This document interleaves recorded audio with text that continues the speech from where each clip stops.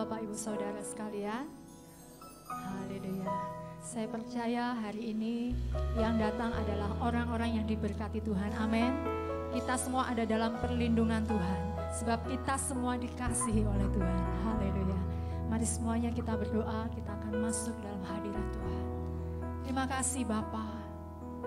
Semua yang terjadi Tuhan, oleh karena anugerah-Mu di dalam kehidupan kami.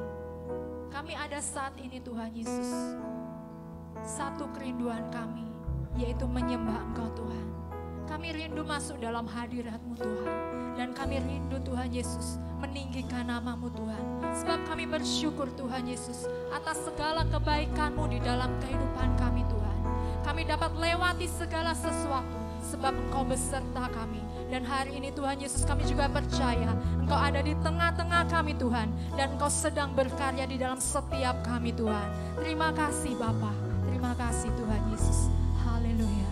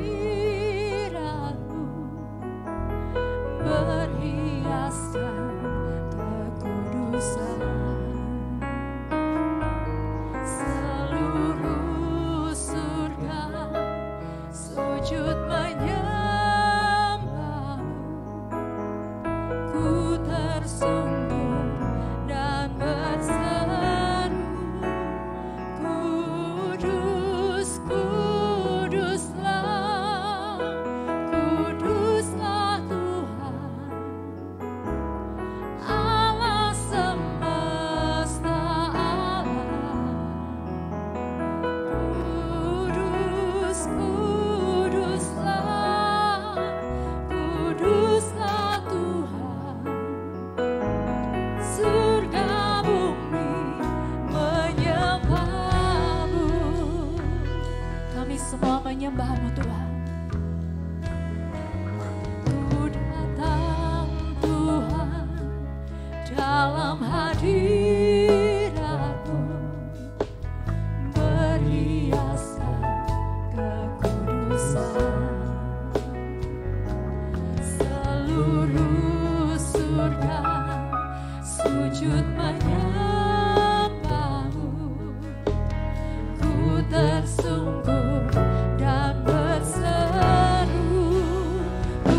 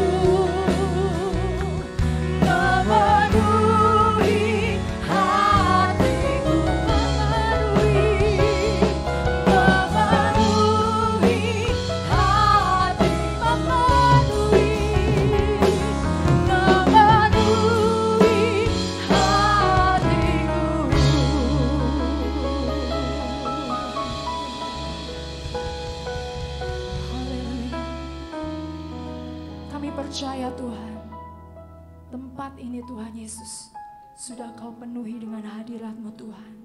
Kami percaya Tuhan Yesus, kami semuanya ada di dalam hadirat-Mu Tuhan. Kami bersyukur pada pagi hari ini Tuhan Yesus. Dan sebab itu Tuhan, karena Engkau ada di tengah-tengah kami Tuhan, kami mau memuji Engkau lebih lagi Tuhan. Kami mau meninggikan Engkau lebih lagi Tuhan. Terima kasih Tuhan, terpujilah nama-Mu. Kami siap memuji Engkau. Haleluya. Amin. Silakan duduk saudara. Haleluya. Sungguh kami terpesona Tuhan akan segala kebaikan-Mu, akan segala karya-Mu dalam kehidupan kami Tuhan. Engkau buktikan kasih setia-Mu Tuhan setiap hari, tiada berkesudahan. Haleluya. Sungguh Kau mempesona, segala perbuatan-Mu hapuskan raguku. Kau buktikan kasih-Mu mati bagiku, hapuskan dosaku. Kau ubahkan hidupku, semua menjadi baru. Sekarang ku bersuka di dalam-Mu Yesusku. Kau jagai hidupku, melangkah di jalanmu, sampai ku terima mahkota kehidupan.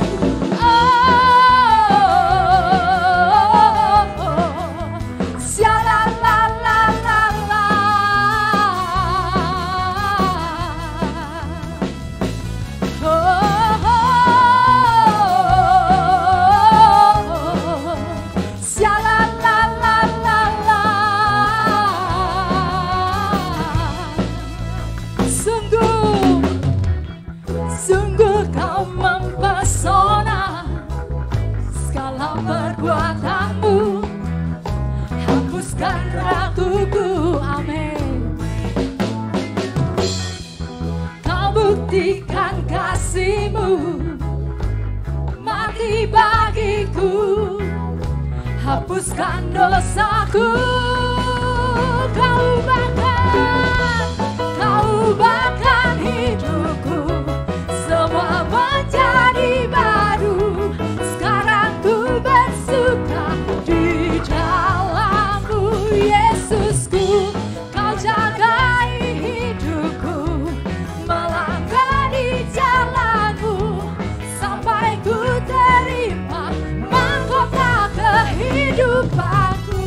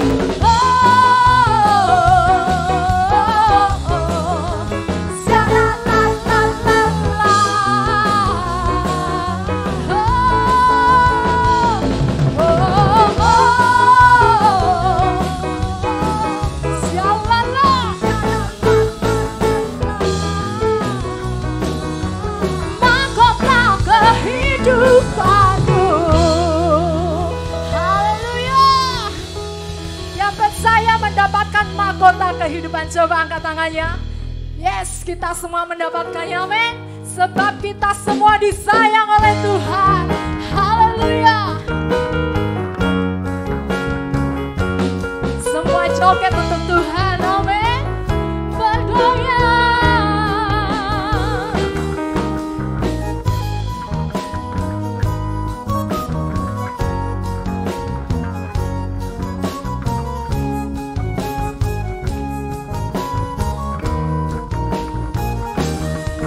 Mengapa Tuhan memberkati kamu semua karena sayang?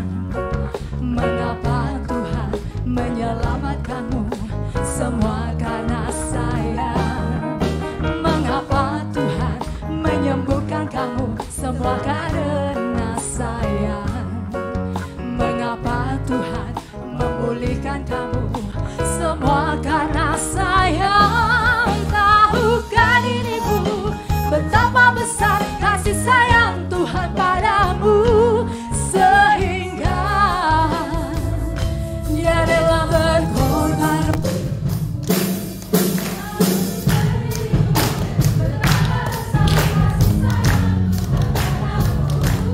Sehingga Dia rela mati untukmu. Tuhan sayang kamu, amin. Tuhan sayang kamu.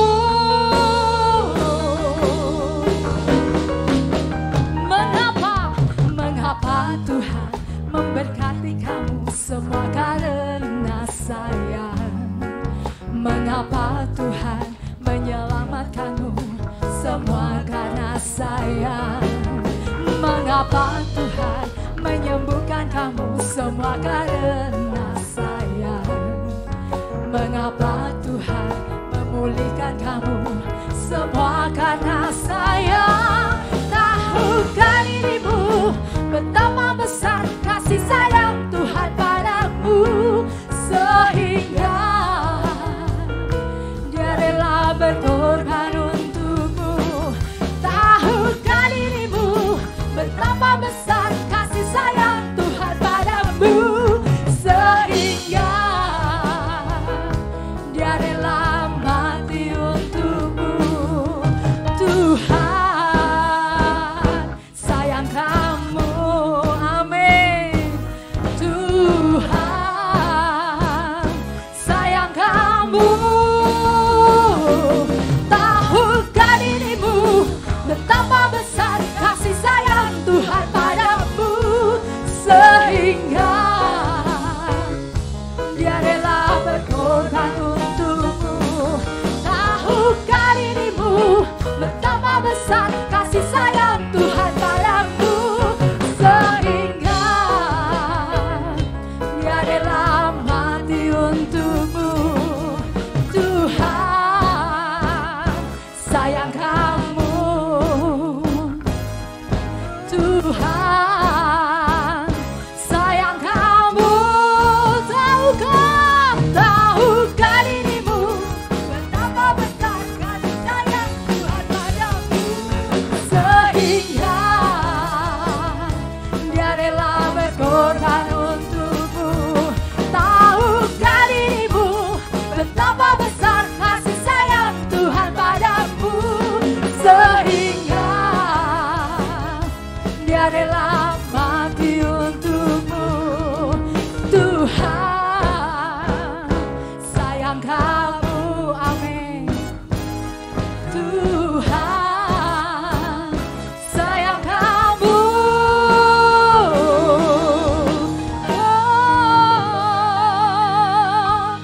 Tuhan sayang kita semua, amin saudara. Haleluya, silakan duduk kembali saudara. Terima kasih Tuhan. Kami sungguh percaya Tuhan, kasih sayang-Mu pada setiap kami sungguh besar Tuhan. Kami kagum Tuhan Yesus akan cinta-Mu Tuhan.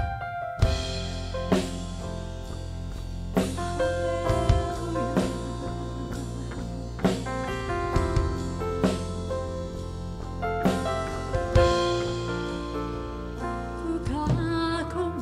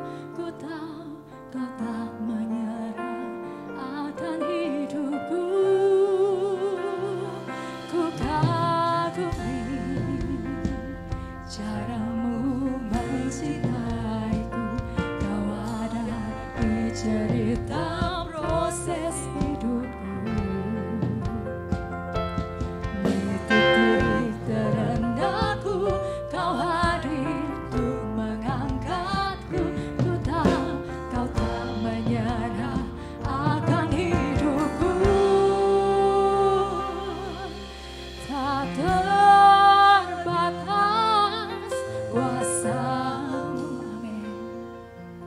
Tak terduga cara-Mu, Kau yang kuandalkan di setiap langkah hidupku.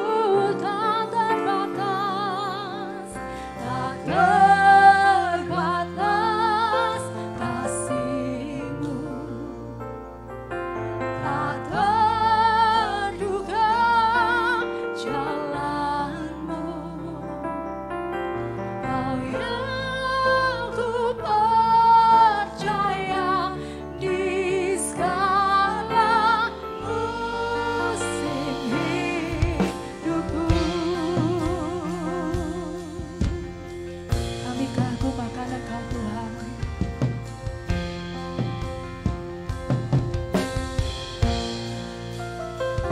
Ku kagumi cara-Mu mencintaiku. Kau ada di cerita proses hidupku.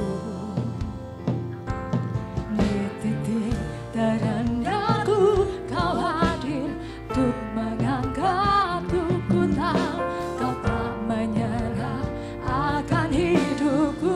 Ku kagumi cara-Mu mencintaiku. Kau ada di cerita proses hidupku. Di titik terendahku Kau hadir untuk mengangkatku. Ku tahu Kau tak menyerah akan hidupku. Tak terbatas kuasa-Mu, tak terduga cara-Mu. Kau yang kuandalkan di setiap langkah hidupku. Tak terbatas kasih-Mu, tak terduga jalan-Mu. Kau yang ku percaya di segala musim hidupku. Tak terbatas kuasa-Mu Tuhan.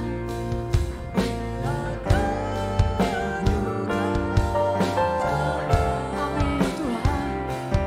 Kau yang kuandalkan di setiap langkah hidup. Tak terbatas kasih-Mu, tak terduga jalan-Mu, amin Tuhan.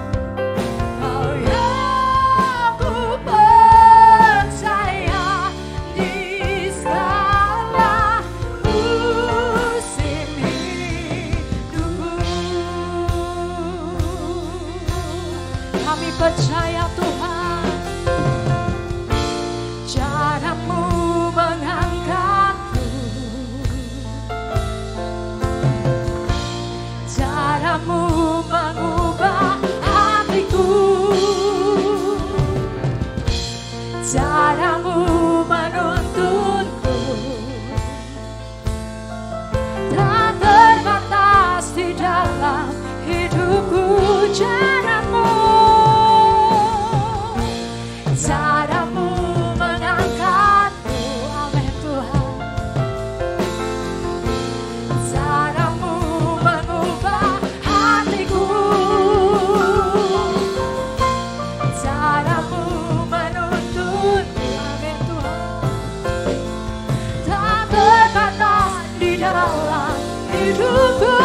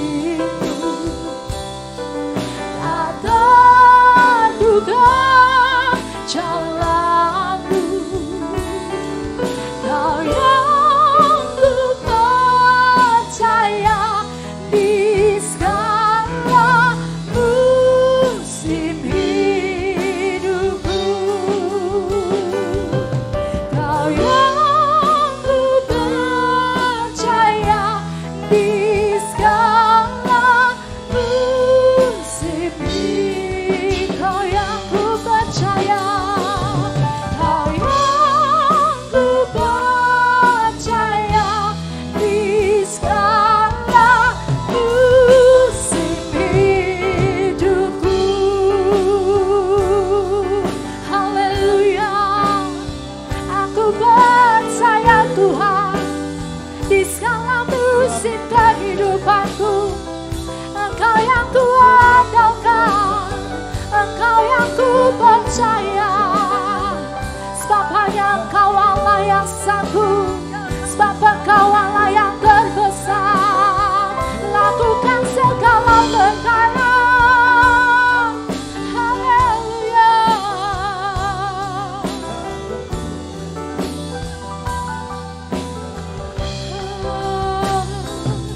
Yesus,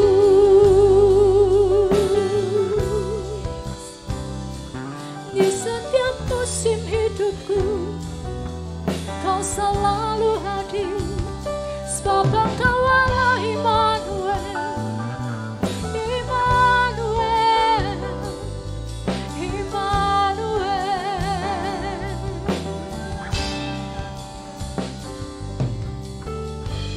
Terima kasih Tuhan.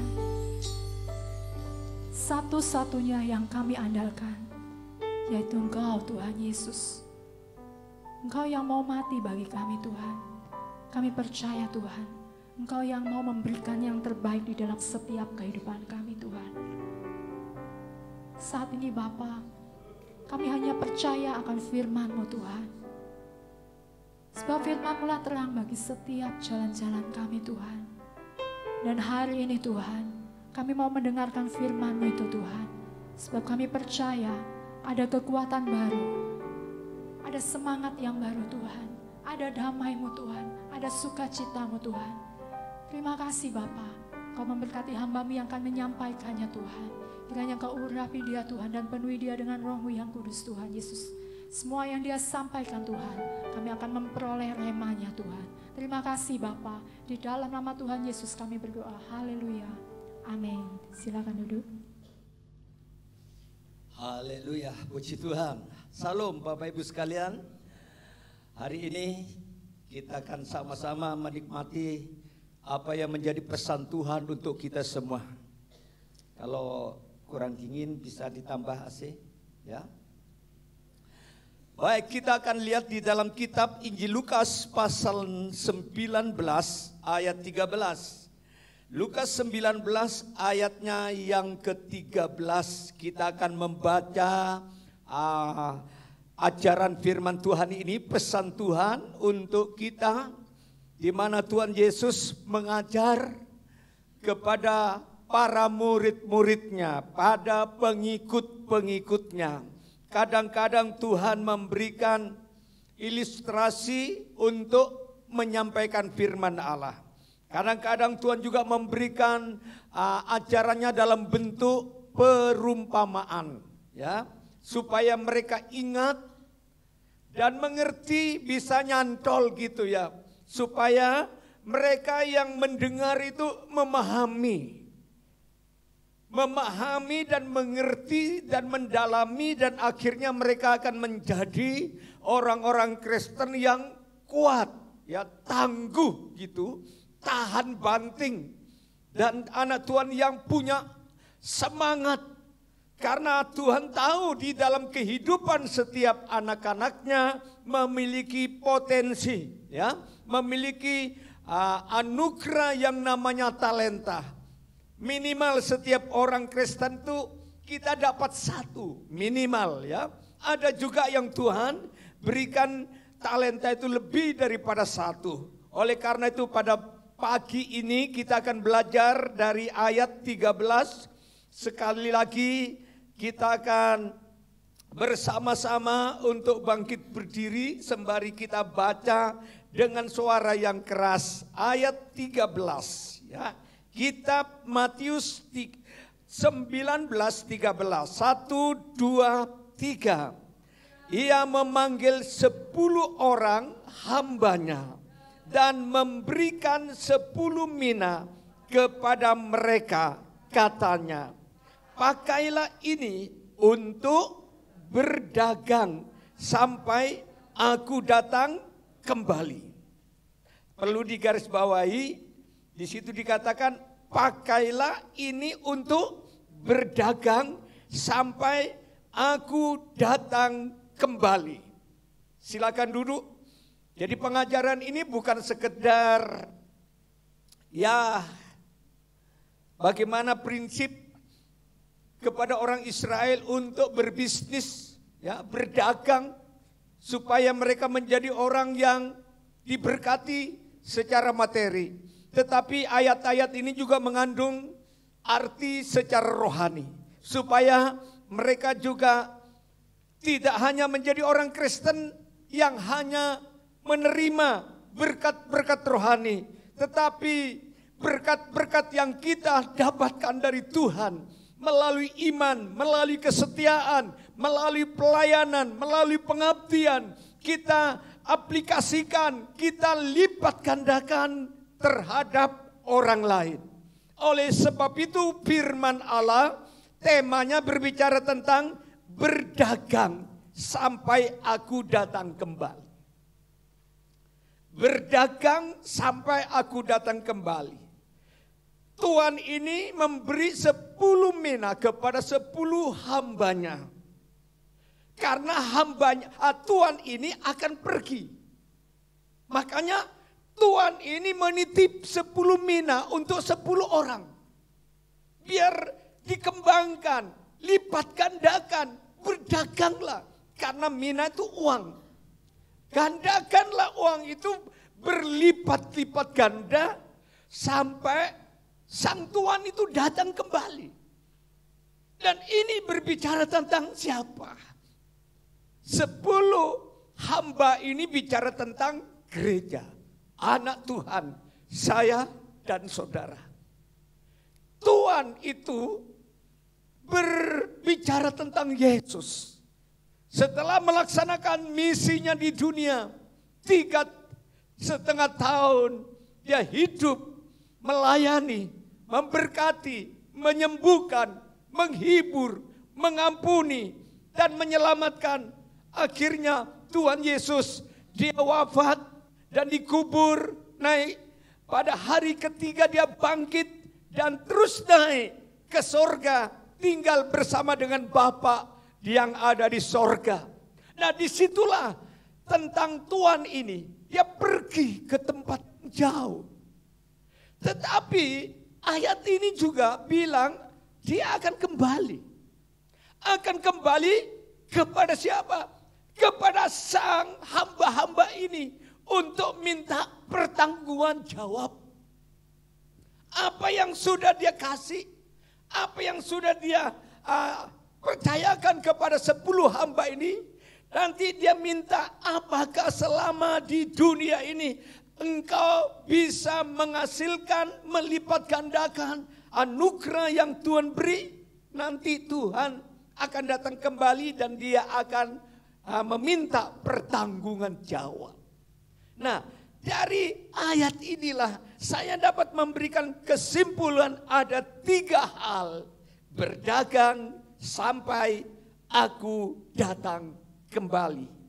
Berdagang sampai aku datang. Kata berdagang berarti melipat gandakan sesuatu yang kita usahakan. Dengan kata lain, Tuhan Yesus menghendaki kita melipat gandakan buah pelayanan kita sampai Ia datang kembali. Jadi ada anak, kadang-kadang anak-anak muda sekarang ini ngotot minta modal, minta pencen sama orang tua. Alasannya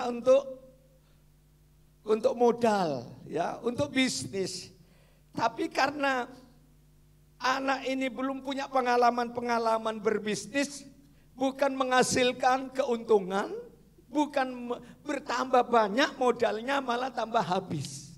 Ya. Malah tambah bangkrut, malah modalnya habis. Boro-boro dapat cuan, dapat untung, malah modalnya tuh katut, saudara. Kenapa? Karena tidak tahu sistem berbisnis itu bagaimana, berdagang. Ya, yang dia pikirkan, yang dibayangkan, dapat untung, dapat cuan banyak, dapat lipat gandakan, sehingga aku akan tambah senang. Tapi kenyataannya tidak. Realitanya tidak. Ternyata orang berbisnis itu tidak mudah, saudara. Apalagi di zaman sekarang, walaupun mereka punya modal besar, bahkan tidak sedikit perusahaan-perusahaan raksasa di dunia ini yang begitu akses selama sekian puluh tahun dalam dunia bisnisnya. Sekarang ini kolaps, saudara. Sekarang bangkrut. Karena situasi keadaan dunia. Itu sebabnya pada saat ini mari kita akan belajar kepada prinsip Alkitab. Bagaimana kita berdagang sampai Tuhan datang kembali. Nah, untuk itulah kita melakukan hal yang pertama yang perlu diperhatikan baik-baik, direnungkan baik-baik. Yang pertama adalah dorongan kesempatan. Dorongan kesempatan. Jadi hidup ini adalah kesempatan emas. Hidup kita ini sekali, saudara. Gak ada. Entah itu orang kaya, orang miskin, orang pandai, orang biasa. Semua manusia dikasih kesempatan hidup hanya sekali. Tidak akan ada istilah ulang lagi. Gak ada. Makanya kita harus tahu firman Allah bahwa hidup ini adalah kesempatan.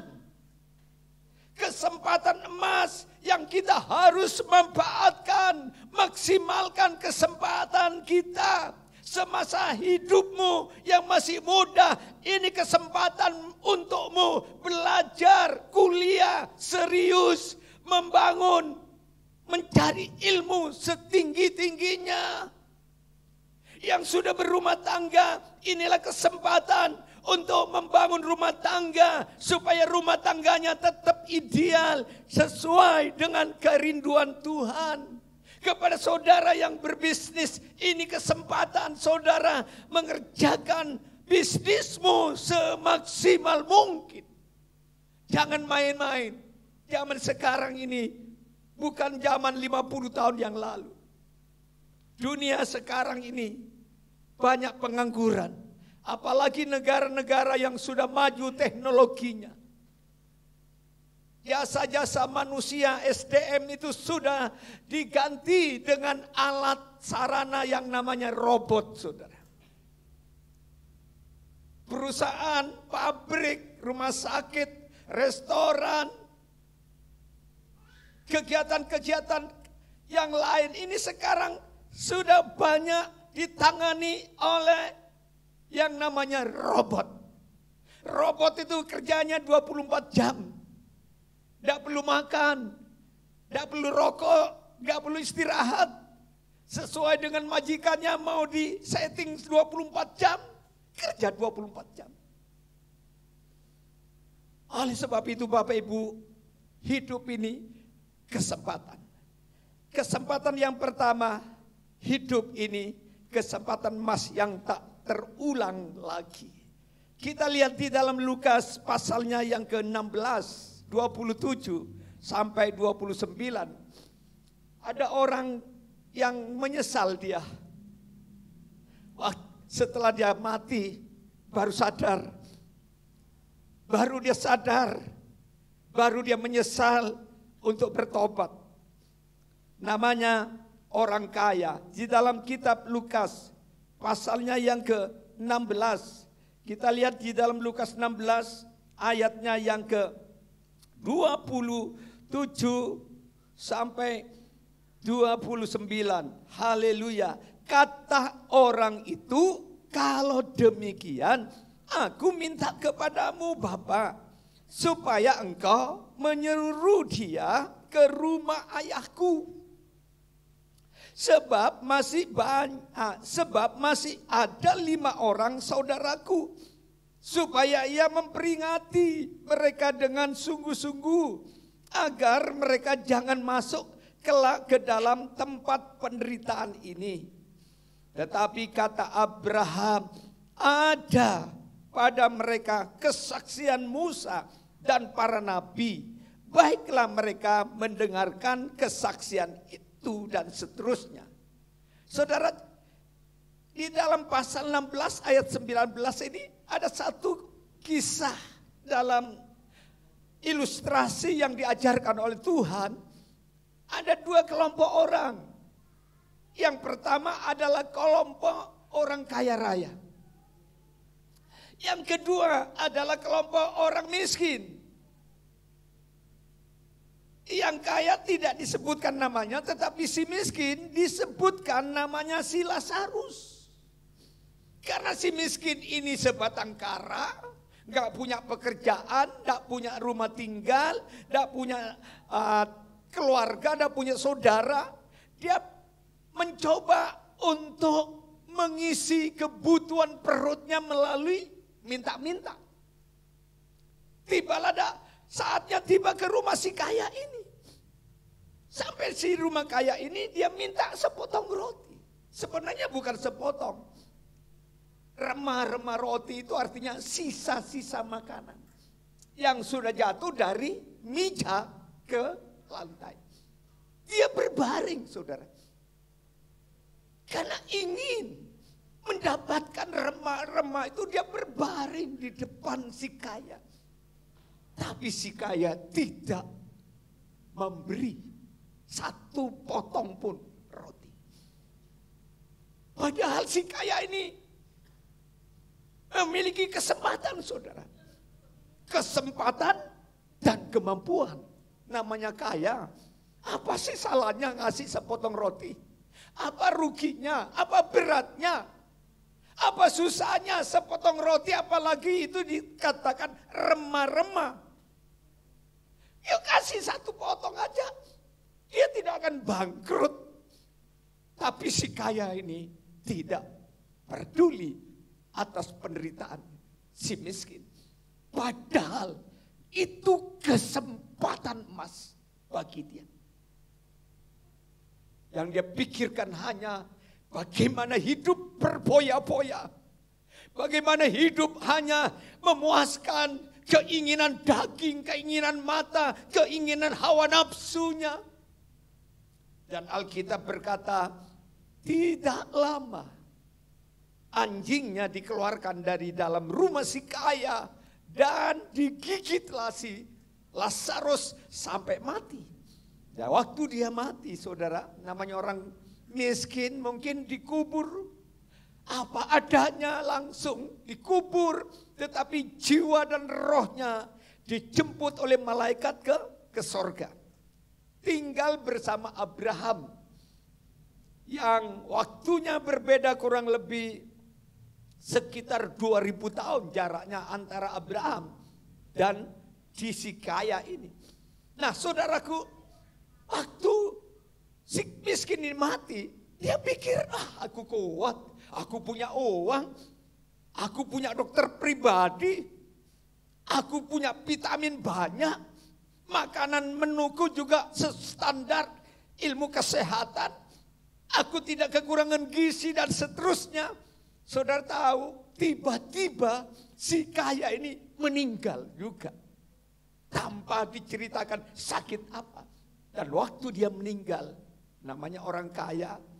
Saudara lihatlah, kalau orang kaya meninggal tuh pasti beda dengan orang miskin meninggal.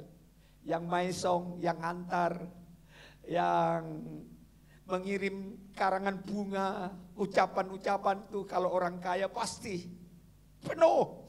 Tapi si miskin tidak ada karangan bunga satu pun. Tapi dia ada di sorga. Tetapi si kaya ini dikubur, tapi jiwa dan rohnya dia masuk ke dalam lautan api. Di sanalah dia menderita, di sana rasa panas, siksa, tidak ada satupun manusia yang bisa menolong dirinya. Waktu dia melihat ke atas, Abraham, lihat Lazarus, oh bahagia semuanya, pada senang. Dia pikir aku di sini tersiksa siang dan malam, tidak ada satu sahabat, teman karib, hopengku yang bisa menyelamatkan aku. Aku hidup mengalami penghukuman Allah. Terus dia ingat, saudara, bahwa di dunia ini masih punya saudara 5. yang belum meninggal. Dia usul kepada Abraham supaya Lazarus bisa hidup lagi untuk menginjili si 5 saudara si kaya ini. Tapi Abraham bilang tidak bisa. Orang mati tidak bisa menginjili orang hidup. Orang mati tidak bisa menyelamatkan orang hidup. Orang mati tidak bisa memberikan berkat kepada orang hidup. Orang mati tidak bisa memberi kebahagiaan kepada orang hidup. Orang mati tidak bisa memberikan perlindungan kepada orang hidup. Karena tugasnya di dunia itu sudah selesai saat dia mati. Akhirnya si kaya ini menyesal. Menyesal. Padahal kesempatan emas sudah di depan mata. Tetapi kenapa dia tidak memanfaatkan kesempatan ini? Inilah pelajaran yang terpenting dalam hidup. Kita hidup hanya sekali. Mari kita gunakan kesempatan hidup ini. Jangan main-main hidup. Kita tidak tahu sampai berapa sih Tuhan kasih umur untuk kita. Saya pernah menginjili orang, boleh dikatakan orang kaya raya. Atau saya injili, dia marah kepada saya. Dia tidak suka. Karena dia merasa orang kaya, kedatangan pendeta paling-paling cari ampau. Dia pikirannya seperti itu, saudara. Saudara, saya tawarkan tentang keselamatan. Saya mau, Anda mau didoakan, tapi dia tolak. Tapi satu saat dia sakit parah. Dia berobat kemana-mana. Dia habiskan itu kekayaannya dengan uang yang dia miliki. Tapi penyakitnya tidak sembuh. Dan keadaan sekarat. Baru minta doa kepada hamba Tuhan dan janji. Pokoknya kalau aku sembuh, aku waras, aku mau masuk gereja. Wah, ini orang kok nantang Tuhan. Kok mau menyogok Tuhan, pikir Tuhan itu bisa disogok. Jangan. Tuhan tidak perlu disogok. Karena yang punya langit, bumi, emas, dan perak itu Allah. Termasuk yang punya nyawa kita juga Allah. Kalau dia berdaulat terhadap hidup kita, kapan saja kita bisa diambil tanpa penyakit. Karena orang mati itu tidak perlu umur tua. Orang mati itu tidak perlu nunggu sakit penyakit. Orang mati juga bisa dalam keadaan seger waras. Contohnya, beberapa hari yang lalu, itu orang-orang sehat-sehat, bawa Toronton, bawa truk besar, bawa kendaraan-kendaraan, mereka kuat-kuat semua. Tapi kalau panggilan Allah datang, siapa yang bisa mencegahnya? Lewat peristiwa bencana, kecelakaan, lalu di laut terjadi korban yang begitu banyak. Puji Tuhan, satu hari sebelumnya saya juga nyebrang, saudara. Nyebrang dengan saudara Uye ini. Ya, naik motor, saudara. Naik motor saya ke Bali. Waktu saya sempat WA kepada anak Tuhan yang ada di Denpasar. Dia bilang, "Om, kenapa Om kok naik motor ke Bali? Oh, musim hujan, Om." Sampai dia bilang, "Oh ya, puji Tuhan, saya dilindungi oleh Tuhan Yesus. Sampai saya pergi dalam keadaan lancar, pulang pun dalam keadaan lancar, tidak ada ombak, tidak ada arus, tidak ada angin. Oh, semuanya jalan. Boro-boro malamnya terjadi kecelakaan." Itu yang keduanya. Yang 1 minggu sebelumnya sudah terjadi. Nah, itu sebabnya hidup ini kesempatan. Kesempatan emas. Kesempatan untuk bertobat. Kesempatan untuk setia beribadah. Kesempatan untuk berkorban. Kesempatan untuk melayani. Kesempatan untuk memaafkan kesalahan orang lain. Kesempatan untuk hidup. Mengabdi kepada Tuhan sungguh-sungguh. Karena hidup ini kesempatan emas tidak akan terulang kembali. Seperti si kaya, dia tidak bisa lagi diselamatkan, dia coba lagi usul supaya saudaranya yang ada di dunia bisa bertobat. Tapi Tuhan bilang melalui hambanya Abraham, cukup di dunia ada para nabi, para rasul, para hamba Tuhan, para penginjil, para pendeta yang mau mendengarkan khotbah-khotbah di gereja. Dengarkan mereka, tidak perlu orang mati yang ada di sorga datang ke dunia untuk menginjili orang yang hidup. Terlambat. Terlambat sekali. Yang berikutnya, yang kedua, apa saja yang dari kita harus diperdagangkan? Yang pertama, kita harus beritakan Injil. Seperti amanat agung Matius pasal 28 ayat 18 sampai ayatnya yang ke-20. Injil Matius 28 ayatnya yang ke-18 sampai 20 berkata begini. Yesus mendekat mereka dan berkata, kepadaku telah diberikan segala kuasa di sorga dan di bumi. Karena itu pergilah, jadikanlah semua bangsa muridku dan baptislah mereka dalam nama Bapa dan Anak dan Roh Kudus, dan ajarlah mereka melakukan segala sesuatu. Ajarlah mereka melakukan segala sesuatu yang telah kuperintahkan kepadamu. Dan ketahuilah aku menyertai kamu senantiasa sampai kepada akhir zaman. Jadi yang kedua, kesempatan kita harus memberitakan Injil kepada bangsa-bangsa, kepada suku-suku, kepada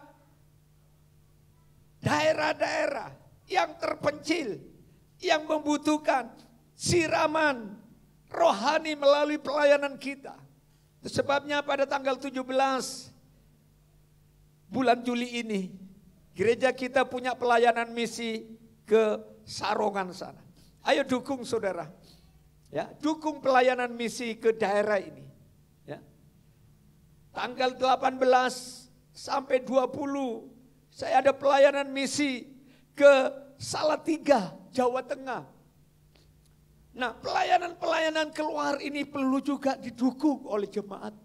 Dukungan doa, dukungan dana, dukungan ya spirit begitu, dukungan semangat.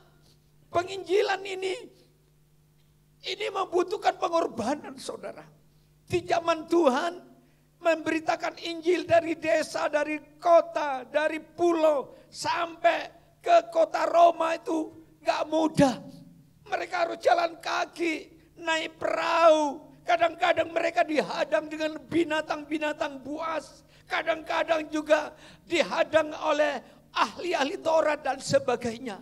Tetapi berita kabar keselamatan ini tidak boleh berhenti di zamannya Yesus. Berita ini terus disampaikan ke seluruh ujung bumi. Karena Alkitab berkata, beritakanlah Injil ke seluruh dunia. Siapa yang percaya akan berita firman ini, mereka akan diselamatkan dan mereka harus dibaptis. Dibaptis dalam nama Bapa, Anak dan Roh Kudus, di dalam nama Yesus. Sesudah itu diajar melakukan kehendak Allah. Kepada Bapak Ibu yang sudah lama jadi orang Kristen, ayo melakukan kehendak Tuhan. Pelayanan apa yang saudara dapatkan dari Tuhan? Saudara sendiri yang tahu. Ya, kita masuk kepada bagian yang ketiga, dikatakan bakat, talenta yang ada pada kita. Seperti saya katakan tadi, bahwa setiap anak Tuhan itu punya talenta, punya bakat. Ada talenta atau bakat yang bakatnya itu dari unsur manusiawi. Ya, biasanya orang-orang seniman, mereka itu ada juga yang pemain-pemain musik, dia punya bakat itu udah tanpa les, tanpa kursus, tapi bisa main musik, saudara. Ya, itu bakat-bakat alamiah, manusiawi. Tetapi ada juga talenta yang dikasih Tuhan, ya. Tadinya enggak punya talenta, tadinya enggak punya keahlian, tetapi karena dia di dalam Tuhan, tiba-tiba dikasih talenta. Dan talenta ini tidak boleh dikubur, harus dikembangkan, diperluas, dikembangkan. Misalnya saudara punya talenta dunia apa ini? Dunia elit. Zaman sekarang ini kan bukan zaman dulu. Multimedia. Tidak semua orang bisa nangani ini. Apalagi nanti kalau Tuhan izinkan gereja kita bisa beli yang namanya layar LED. Layar LED itu gak gampang, gak semua tangan bisa nangani. Sebab kalau semua tangan nangani, jebol, itu harganya ratusan juta. Yang 10, lebarnya 10 kali 10 itu sudah harganya 500 juta, saudara. Ini butuh orang-orang yang punya keahlian. Ya, punya keahlian. Nah, ada talenta-talenta yang kita bawa dari lahir. Ya, kita lihat di dalam Injil Kisah Rasul 9 dulu. Ini talenta yang otodidak ya. Yuk kita baca Kisah Rasul pasal 9 36 sampai 39. Di Yope ada seorang murid perempuan bernama Tabita, dalam bahasa Yunani Dorcas. Tabita atau Dorcas. Perempuan itu banyak sekali berbuat baik dan memberi sedekah. Wah. Tetapi pada waktu itu ia sakit lalu meninggal. Waduh, sakit lalu meninggal. Nah, siapa nyana? Dan setelah dimandikan, mayatnya dibaringkan di ruang atas. Jadi setelah mati, tak langsung dikubur. Si Dorcas nih ditaruh di atas loteng, di atas ya loteng. Nah, apa yang terjadi? Lida dekat dengan Yope. Ketika murid-murid mendengar bahwa Petrus ada di Lida, mereka menyuruh 2 orang kepadanya dengan permintaan, segeralah datang ke tempat kami. Ayat 39. Maka berkemaslah Petrus dan berangkat bersama-sama dengan mereka. Setelah sampai di sana, ia dibawa ke ruang atas. Dan semua janda datang berdiri dekatnya dan sambil menangis. Mereka menunjukkan kepadanya semua baju dan pakaian yang dibuat Dorcas waktu ia masih hidup. Ini penjahit, saudara. Janda, profesinya penjahit otodidak. Namanya Dorcas. Namanya sendiri penjahit janda. Saya kira berapa sih hasilnya? Ya. Hasilnya berapa? Paling cukup dimakan sehari-hari. Belum ada zaman yang namanya mesin obras, mesin neci, belum ada. Semuanya pakai manual. Gak ada yang namanya dinamo, kali sekarang kan mesin pakai dinamo. Kalau dulu kan pakai ingkol. Ya kan, masih ingat enggak? Ingkol. Seberapa? Tapi si Dorcas ini punya talenta. Talentanya itu adalah murah hati. Setiap kali orang datang, jahit baju di rumah Dorcas, gak dikasih, gak diminta bayaran, gratis. Bahkan mungkin yang tidak punya dijahit Dibikinkan baju untuk janda-janda. Nah, Alkitab berkata, satu saat si janda ini sakit dan mati. Waktu berita kematian si penjahit ini tersebar dari kampung ke kampung.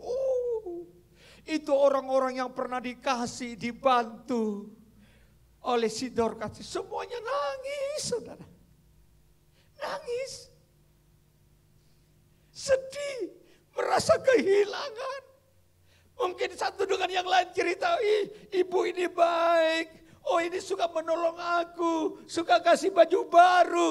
Oh, kalau aku jadi di sini tidak pernah diminta jasanya, upahnya. Baik, aku merasa kehilangan. Memang orang yang baik itu kalau mati ditangisi. Tapi kalau orang jahat kalau mati disyukurin. Syukur cepat mati. Tapi kalau orang baik, hidupnya saja disayangi, hidupnya dihargai, hidupnya dicintai, matinya juga tetap dicintai dan disayang. Jadilah anak Tuhan yang seperti Dorcas. Mungkin orang biasa, tapi dia punya satu talenta.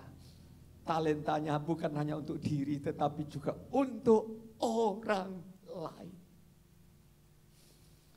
Tahu mati, ya harus dikubur. Tapi keluarga ini mulai dengar bahwa di Lida itu ada seorang rasul yang namanya Rasul Petrus ada di Lida, disusul, suruh datang ke Yope ini. Dan Alkitab berkata bahwa si Dorcas ini didoakan, ditumpangi tangan oleh Rasul Petrus. Akhirnya ada mujizat kehidupan. Sehingga si Dorcas ini bisa hidup kembali. Dengan peristiwa ini saya yakin talentanya si Dorcas ini semakin dipacu. Semakin banyak menolong, semakin banyak berkorban, semakin banyak empati kepada orang lain. Seharusnya kita seperti itu. Jangan ada orang Kristen dulu cinta pertama semangat. Semangat ibadah, semangat berdoa, semangat berpuasa, semangat berkorban, semangat perhatian orang lain, semangat pelayanan.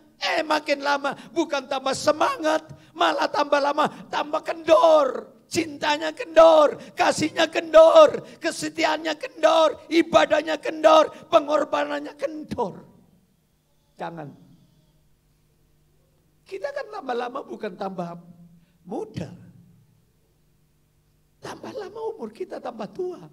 Kalau tambah tua, logika manusia, berarti kita makin dekat sama mati. Umur saya sudah 70 tahun. 70 tahun lebih satu. Agustus bulan depan 71. Alkitab berkata umur manusia 70. Maksimal 80. Lebih daripada 80, hidupnya pasti sengsara. Karena itu selama kita hidup, ayo. Apapun talentamu, gunakan itu kesempatan. Jangan pikir hidup ini selamanya di dunia. Enggak. Haleluya. Yang kedua, dorongan tanggung jawab. Bukan kesempatan aja, tetapi dorongan tanggung jawab. Kita lihat di dalam kitab Roma pasal 14 ayat 12. Satu ayat, ada 3 ayat di situ. Satu ayat. Kita baca bersama-sama Roma 14 ayat 12. Demikianlah setiap orang. Ingat, setiap orang tidak terkecuali di antara kita akan memberi pertanggungan jawab tentang dirinya sendiri kepada Allah.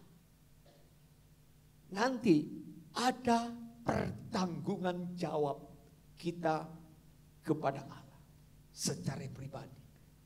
Siapapun orangnya. pada waktu dia akan datang sebagai hakim yang adil.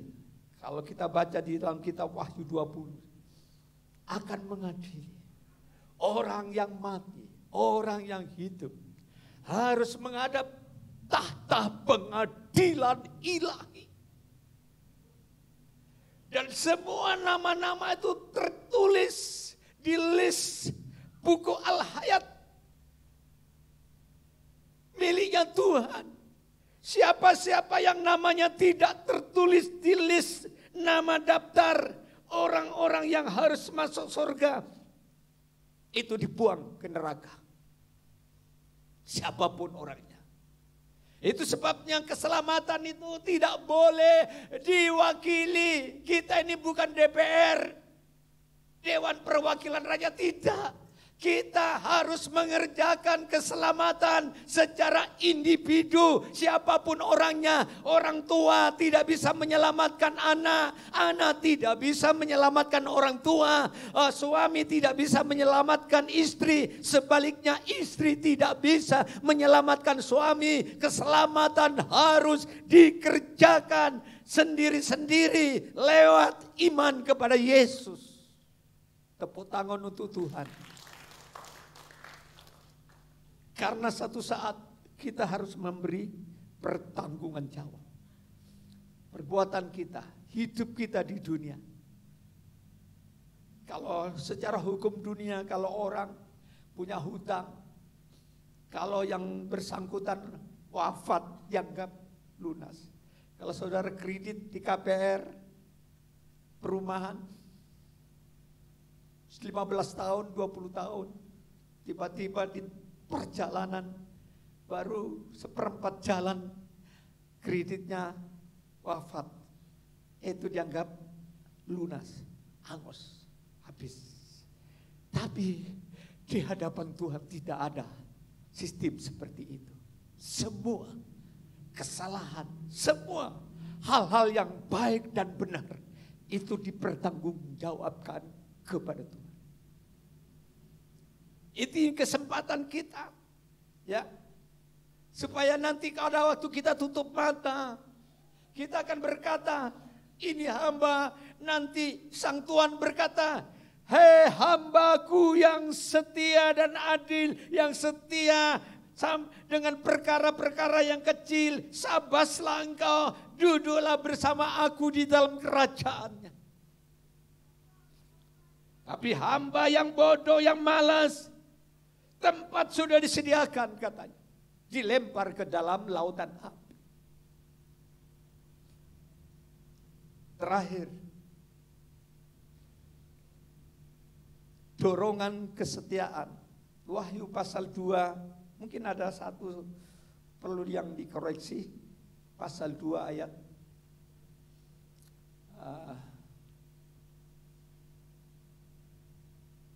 Wahyu pasal 2 ayat 10 ya. Wahyu pasal 2 ayat 10.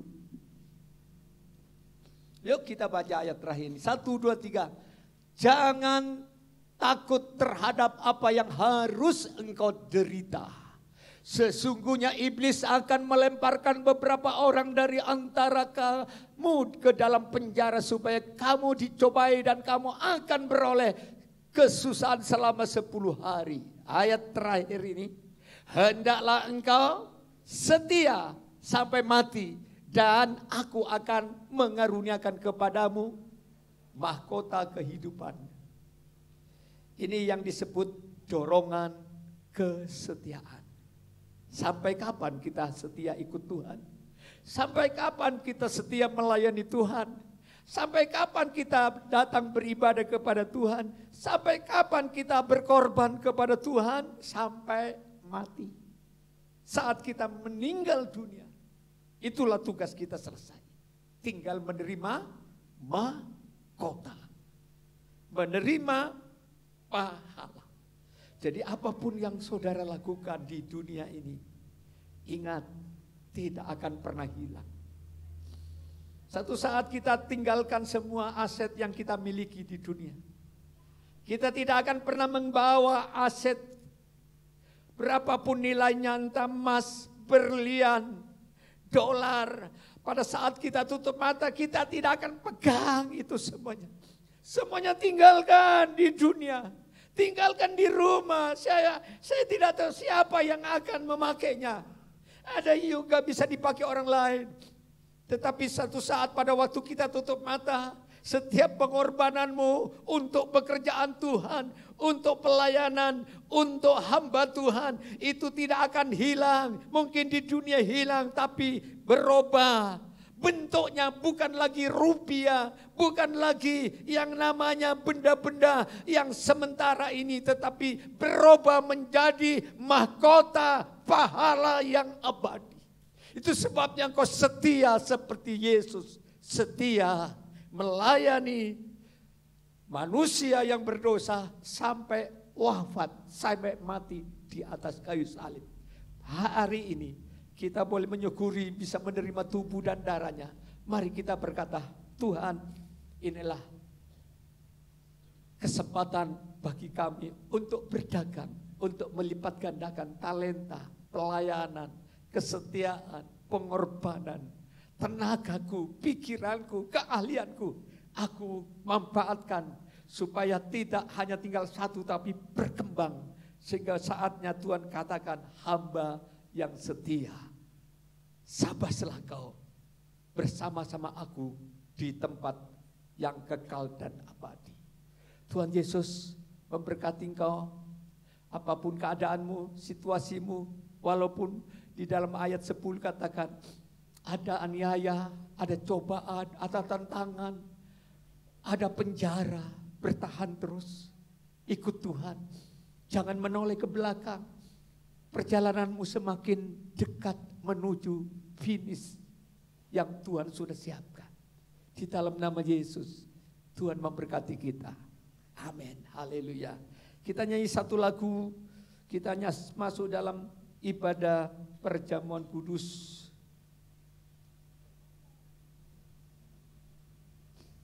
Kita angkat satu pujian. Tanda-tanda telah, hujan akhir telah tiba. Kita berkata, Tuhan pakai hidupku supaya hidupku jadi berkat untuk orang lain. Haleluya. Tanda-tanda. Pada yang bertugas supaya siap untuk melayani.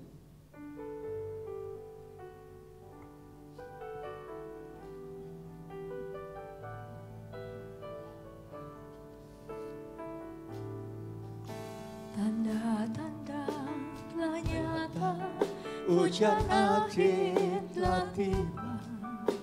Allah sedang melawat umat-Nya. Ladang telah mengunyi, siap untuk dituai. Banyak jiwa menanti uluran tangan kita. Tuailah sekarang. Sekali lagi. Tanda-tanda telah nyata, hujan akhir telah tiba. Allah sedang melawat umat-Nya. Ladang telah berbunyi, siap untuk dituai.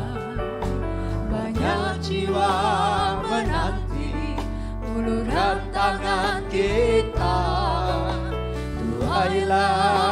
Tuailah sekarang. Mari kita bangkit berdiri. Nyatakan kemuliaan-Nya pada segala bangsa. Biar kuasa-Nya dinyatakan melimpah. Bangkitlah gereja Tuhan pada sekelilingmu. Generasi ini selamatkan ya Tuhan. Ini doaku. Sekali lagi lakukan ini.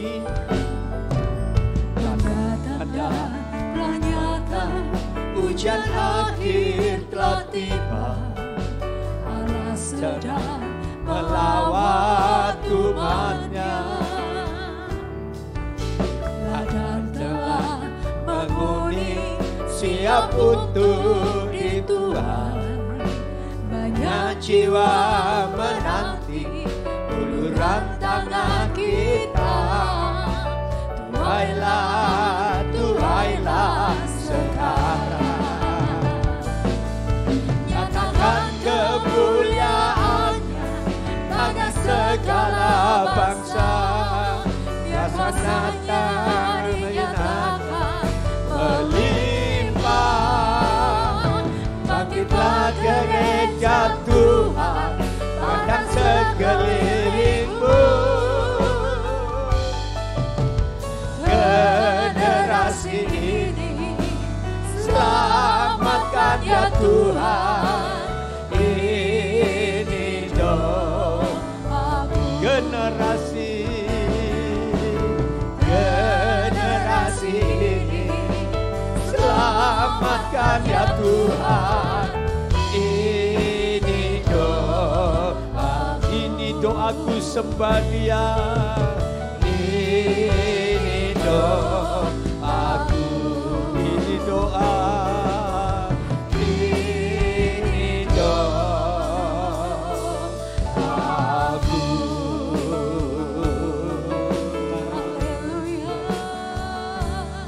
Haleluya, haleluya. Ya ratakan nama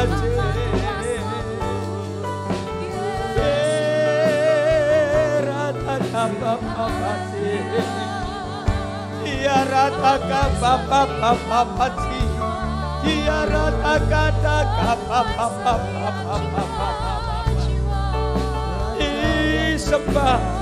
sembah Dia.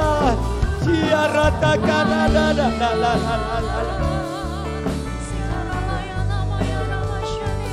sembah Dia. Dia Tuhan di atas segala.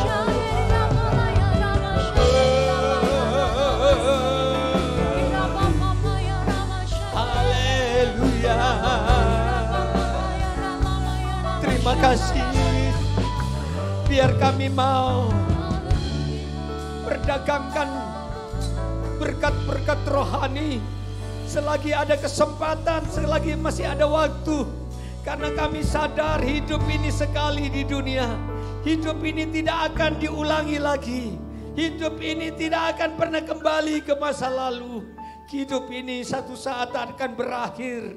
Pada saat Allah mengatakan, hambaku yang setia, sabarlah, engkau setia dengan perkara yang kecil. Engkau akan duduk di dalam kerajaannya bersama-sama dengan Tuhan.